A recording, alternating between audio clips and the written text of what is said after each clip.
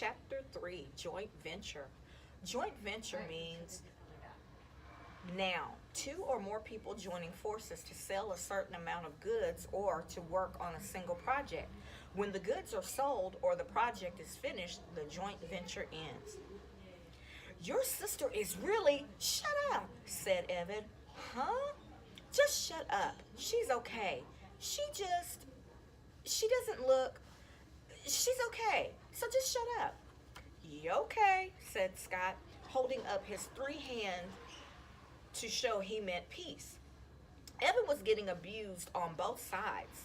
The heavy cooler was banging against his inside leg with every step, and the plastic chairs were scraping against his outside leg.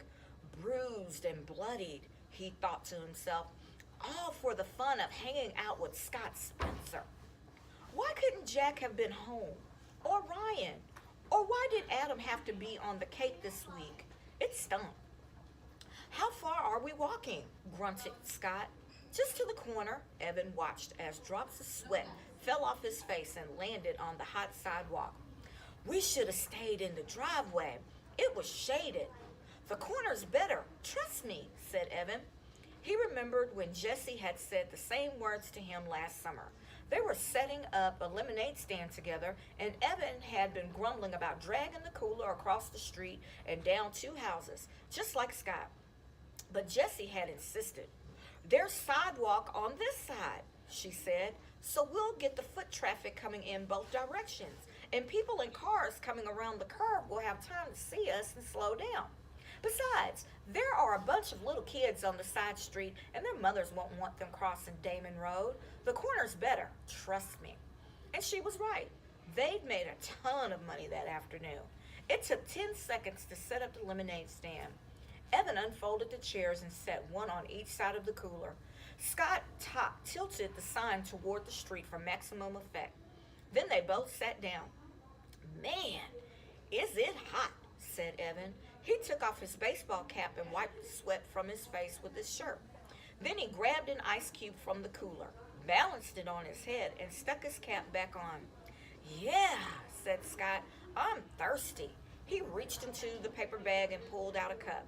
It was one of those large red plastic cups that vendors use at professional baseball games. Then Scott took one of the pitchers from the cooler and filled the cup to the brim with lemonade. Hey, not so much, said Evan, pouring himself a cup too, but only part way. He glugged down half his drink. Not bad, he thought, though he noticed a dead fruit fly floating on the top. His mom had been battling a mad fruit fly infestation ever since the weather had turned really warm. The kitchen sink area where they kept their fruit bowl was dotted with tiny, feathery fruit fly corpses. Scott drained his cup and tossed it on the ground. Ah, he said, satisfied. That was good. I'm going to have another. Evan reached for the trash cup and stowed it under his seat. Nah, come on, Scott. You're going to drink all our profits if you do that. He stretched his legs out by putting his feet on top of the cooler. Just chill. I'm going to chill by having another cup, said Scott. There it was, that mean bite in Scott's voice. Evan's shoulders tensed up. Move your feet, said Scott. It's hot out here. Dude, Evan sat up expectantly and looked down the street. Hey, here comes our first customer. A mother pushing a double stroller came into view. At the same time, one of the kindergartners from down the street rode her bike up, noticed the sign, and quickly pedaled back to her house. Within 5 minutes, there was a small crowd of neighborhood kids and pedestrians buying lemonade from the stand. Evan let Scott handle all the money while he took care of the pouring and the sweet talk. That's what his mother called it when a salesperson chatted her up. Trust me, she had once told Evan and Jesse, buying something is only half about getting something. The other half is all about human contact. Mrs. Tresky knew about these things because she was a public relations consultant. She'd even written a booklet called 10 Bright Ideas to Light Up Your Sales for one of her clients.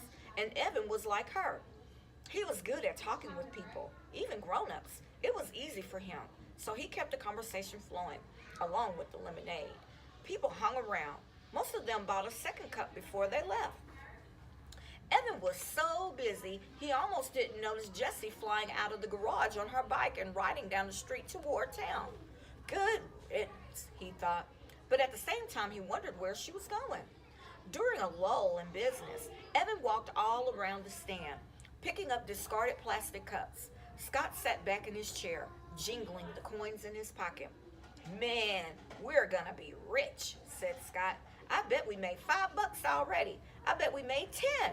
How much do you think we made? Evan shrugged. He looked at the stack of used cups in his hand and counted the rounds.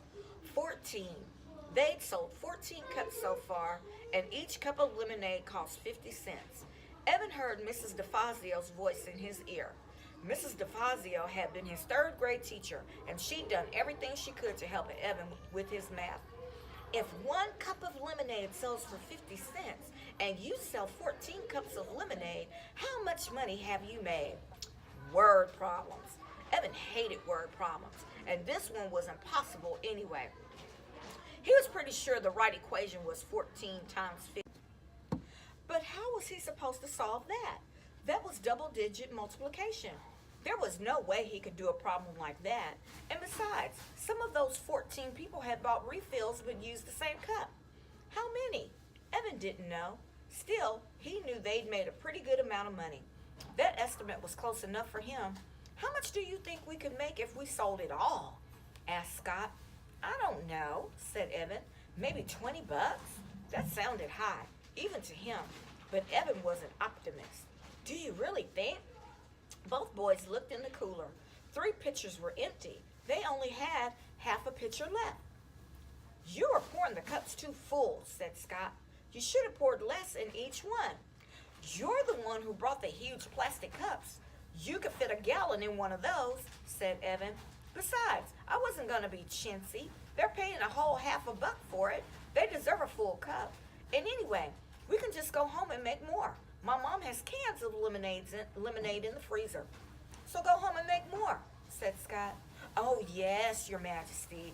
Oh, High Commander, Your Infiniteness. Why don't you go make it? 'Cause I'm chilling, said Scott, leaning back in his chair with a stupid grin on his face. Evan knew he was just joking, but this was exactly why he didn't like Scott. He was always thinking of himself, always looking for some way to come out on top. If they were playing knockout, Scott always came up with a new rule that helped him win.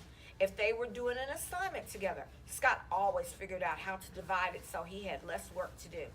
The kid was a weasel, no two ways about it. But everyone else was out of town. Evan didn't want to spend the day alone. And Jessie was on his poop list, as Mom called it, when the dog did something he wasn't supposed to do. Evan might never play with Jessie again. Evan crossed the street and went into the house. He was surprised to find that there were no more cans of lemonade in the freezer. Wow, there'd been so many this morning. Luckily, there was a can of grape juice in the freezer and a bottle of ginger ale in the fridge. It'll work, he thought. People just want a cold drink. They don't care if it's lemonade. He mixed up the grape juice at the sink. The fruit flies were more out of control than ever, thanks to the lemonade the boys had dribbled on the countertop.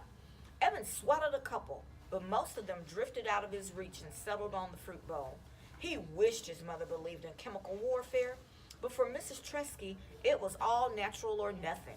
Usually nothing. When he went back outside to the lemonade stand, Evan noticed that the last pitcher was turned upside down on the cooler. "Oh, come on, Scott," he said. "What? It was hot, and you said we could always make more." "Yeah, well, we didn't have as much in the house as I thought. I've got grape juice and ginger ale." "I hate ginger ale," Scott said. "I wouldn't give you a penny for it." It turned out that a lot of people felt the same way. Business was definitely slower. The day got hotter. The sun beat down on them so ferociously that it was easy to imagine the sidewalk cracking open and swallowing them whole. Fanning himself, Evan asked, "How much money do you really think we could make?" "I don't know," said Scott, pushing his baseball cap down over his eyes. "I mean, on a hot day like this," Evan said, silently adding the words, "or tomorrow. If we sold 8 pitchers of lemonade, what do you think we'd each make?" 8 pitchers? I don't know, Scott shook his head. His baseball capped face wagged back and forth. Too hot for math, and it's summer. Evan pulled a red pen out of his pocket and started to write on the palm of his hand. 8 times 50 divided by 2? That didn't seem right. Jessie would know. She'd do that math in a second. Evan capped the pen and jammed it into his pocket. But I bet it's a lot, said Evan. I bet on a hot day like this, we could actually make some real money in the lemonade business. Yeah, said Scott. Then we'd be rich, and I'd get an Xbox, the new one with the dual controls. I'd get an iPod, said Evan. He'd been saving for one for over a year. But every time he had some money put away, well, it just disappeared, like the $10 from Grandma. She'd even written in her card, here's a little something to help you get that music thing you want. But the money was gone. He treated Paul and Ryan to slices of pizza at Townhouse. It had been fun.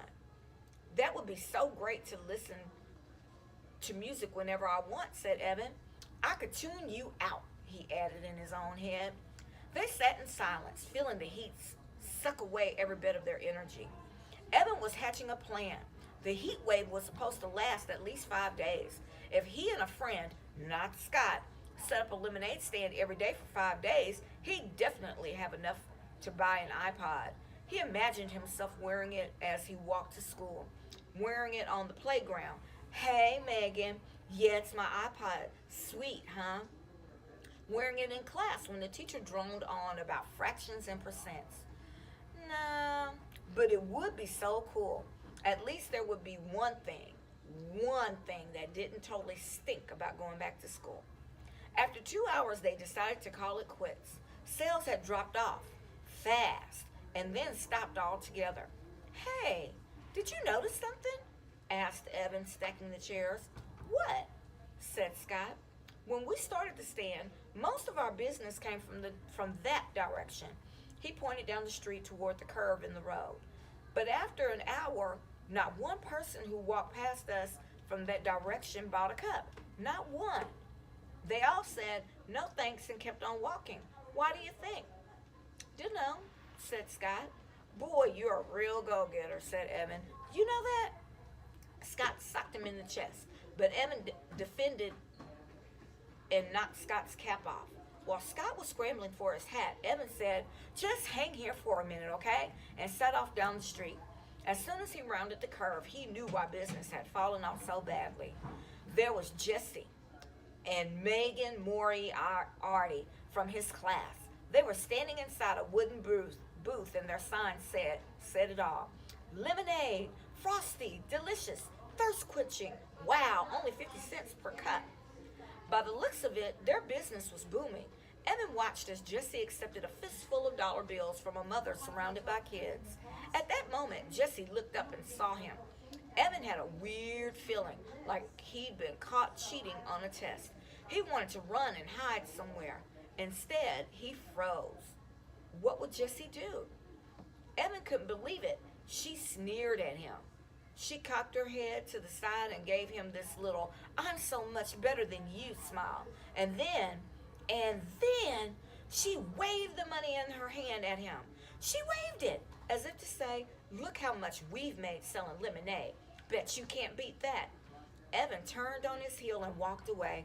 Behind him, he could hear Megan Moriarty laughing at him, clear as a bell.